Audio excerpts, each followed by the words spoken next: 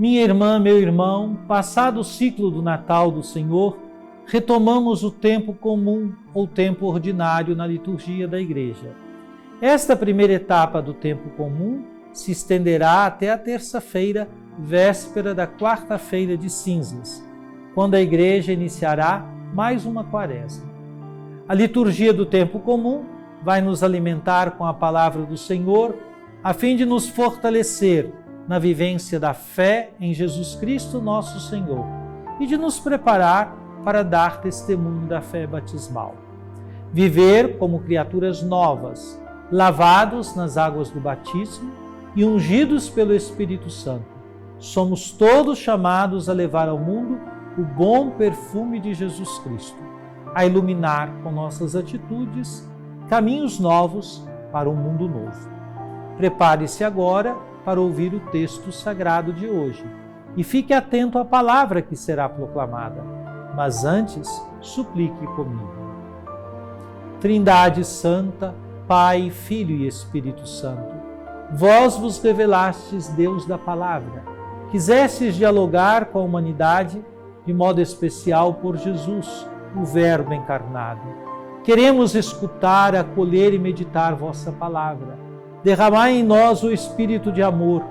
Concedei-nos um coração que escuta, pondera, discerne e escolhe, em conformidade com vossa santa vontade.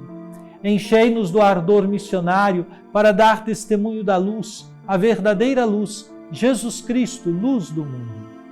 Fazei de nós servidores do vosso reino e operários da fraternidade, e deixai a Senhora Auxiliadora nos acompanhar nos caminhos desta história, inspirando-nos o cuidado pela vida e a promoção da paz.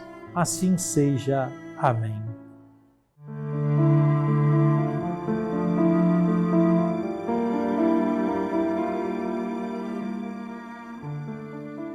Visto que os filhos têm em comum a carne e o sangue, também Jesus participou da mesma condição, para assim destruir com a sua morte aquele que tinha o poder da morte, isto é, o diabo, e libertar os que por medo da morte estavam a vida toda sujeitos à escravidão.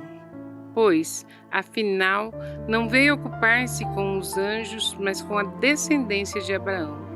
Por isso, devia fazer-se em tudo semelhante aos irmãos, para se tornar um sumo sacerdote misericordioso e digno de confiança nas coisas referentes a Deus, a fim de expiar os pecados do povo, pois tendo ele próprio sofrido ao ser tentado, é capaz de socorrer os que agora sofrem a tentação.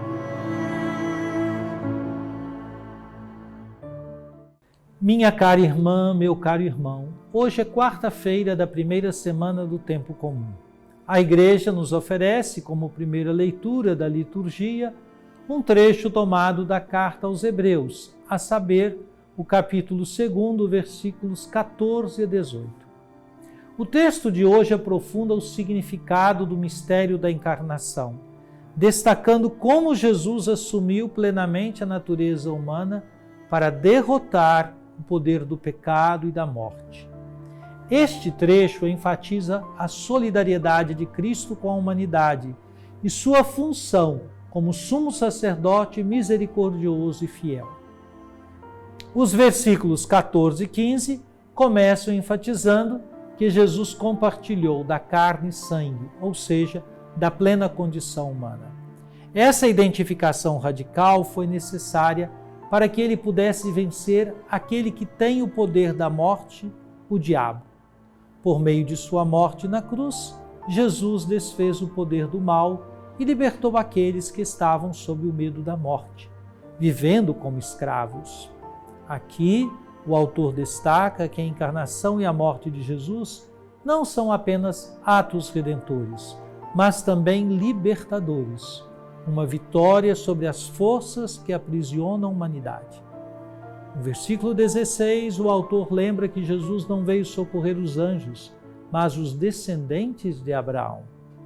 Essa referência reforça a relação de Jesus com o povo da aliança e, ao mesmo tempo, sublinha sua missão universal e salvar todos aqueles que compartilham da fé de Abraão.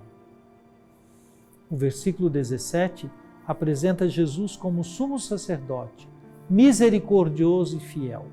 Sua solidariedade com a humanidade não é apenas uma questão de identificação, mas de capacitação para realizar a expiação dos pecados.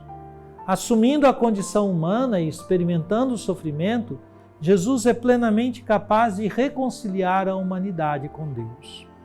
Por fim, o versículo 18 afirma que, tendo ele mesmo sofrido a tentação, pode ajudar os que são tentados. Essa afirmação sublinha a humanidade de Cristo. Ele não é um Salvador distante, mas um irmão que experimentou nossas lutas e dores, tornando-se uma fonte de força para aqueles que enfrentam tentações e desafios. O texto hoje proclamado nos convida, então, a confiar na proximidade de Cristo em nossas dificuldades. Ele não apenas nos compreende em nossa fragilidade, mas também nos dá a força para vencer o pecado e a morte. O exemplo de Jesus como sumo sacerdote misericordioso nos desafia a sermos também instrumentos de reconciliação e misericórdia no mundo, vivendo a fé com coragem e amor, especialmente em tempos de provação. A certeza de que Jesus venceu a morte e o mal nos inspira a caminhar com esperança, sabendo que Ele é nosso auxílio constante.